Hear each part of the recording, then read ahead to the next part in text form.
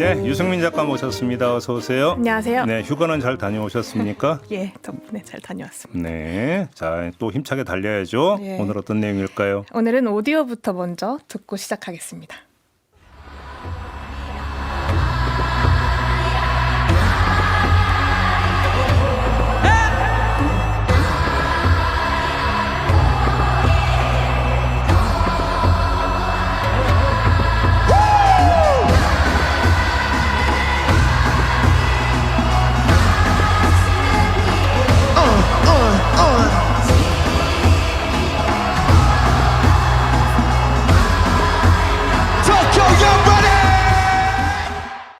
네, 이 소리가 지난주 17일과 18일 주말에 일본 도쿄돔에서 울려 퍼진 아리랑이었습니다. 네. 방탄소년단 콘서트 현장에서 공연 수록곡에 삽입된 아리랑의 선율을 관객들이 따라 부르던 떼창 장면인데요.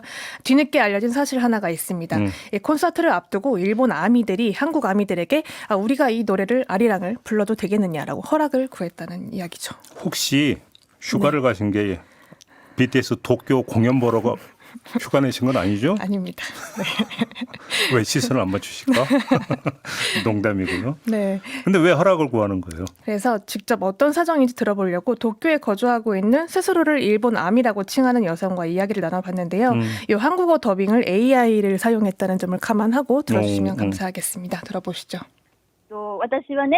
저는 50대거든요. 아버지, 어머니가 2차 세계대전 이전에 태어나신 분들이라 저도 한국과 일본의 역사에 대해선 어느 정도 알고 있어요. 그러니 아무래도 일본인이 아리랑을 부르는 걸 불편해하는 분들이 계시지 않을까 싶었죠. BTS 노래라면 따라 불러도 괜찮겠지만 아리랑은 소중한 곡이잖아요. 한국 분들에게는 그런 곡을 일본인이 부르는 것에 거부감을 느끼실까봐 걱정됐죠. 이게 AI 네. 통역 목소리예요? 예, 그렇습니다. 야, 이것도 새롭다 정말. 근데 아무튼 그래서 조심스럽다. 네. 그러니까 어느 정도 역사적인 배경을 알고 있는 자신과 같은 세대가 부르는 것도 조심스러웠지만 또 젊은 세대가 아무것도 모르는 천진한 모습으로 부르는 것도 우려가 됐다라는 이야기를 덧붙여 왔습니다. 들어보시죠.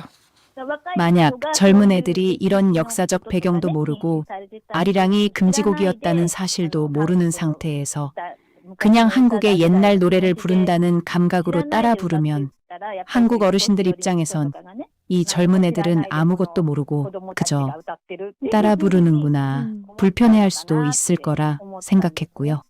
근데 이렇게 생각하는 일본 아미들이 많아요? 상당히 많았습니다. 이번에 직접 확인을 해봤는데 이 방탄소년단을 좋아하게 되면서 한국과 일본의 역사적인 배경 또 양국 관계를 공부하게 된 밴들이 많았고 그게 이번 아리랑을 통해서 표면으로 드러나게 된 건데요. 특히 이번 신곡에 수록된 가사를 외우면서 뜻을 찾아보고 또 아리랑이 일제강점기 당시에 조선총독부가 금지곡으로 선정을 하고 지정을 하고 탄압을 했다라는 것까지 알게 되면서 이 가해국의 후손인 우리가 아리랑을 부르는 게 한국인들의 심기를 불편하게 하는 건 아닐지 걱정이 된다라면서 부르는 걸 망설인 팬들은 많았습니다. 또 동시에 방탄소년단이 일본 사람에게 아리랑을 부르게 했다는 이유로 비난을 받게 되는 건 아닐까라는 우려도 있었고요. 또 이런 고민들이 소셜미디어에 저희가 불러도 될까요? 라고 허락을 구하는 글들로 올라오기 시작했습니다. 네. 거기에 한국 아미들이 댓글을 달기 시작했는데요. 이 도쿄에 거주하고 있는 50대 아미도 그 수많은 댓글을 받았던 사람 가운데 하나였습니다. 들어보시죠. 너무 기뻤어요. 제가 소셜미디어에 한국 분들도 봐주셨으면 하는 마음에 일부러 한글로 글을 올렸거든요. 그런데 예상보다 많은 분들이 고맙다, 불러달라, 기쁘다 같은 반응을 보내주셔서 정말 기뻤습니다.